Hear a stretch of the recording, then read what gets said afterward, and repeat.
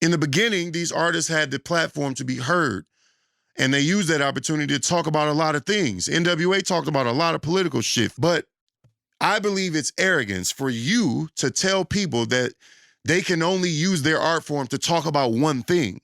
Why do you think you have the right to tell people they can only talk about one thing? It's their art form. They talk about the things they deem to be important. And that's why it's a strange, complex discussion to have. Do I think Uncle Luke was wrong for talking about big booty hoes, big booty hoes? No, because art is to be an expression for you to express whatever it is that you want. But this is why I mentioned the white label heads, the Jewish label heads, and white people controlling an art form that they are not necessarily, they don't have a stake in it. They have no dog in the fight. So why would they care about the effects of it?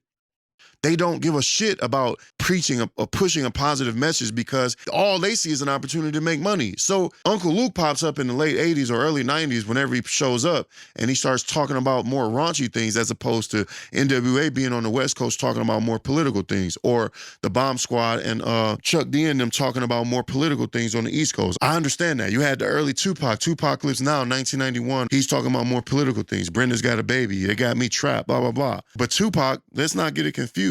Tupac was rapping on I Get Around. He's talking about fucking hoes. Do I think that's wrong? No.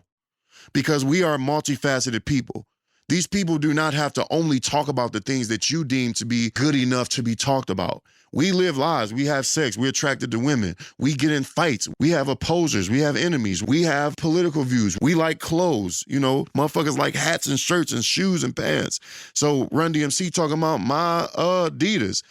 You know, it's arrogant for you to tell these young people that they can only express themselves in a way that you deem to be suitable or good enough. How are you to tell them that they can only talk about politics or they can only talk about the plight of black people?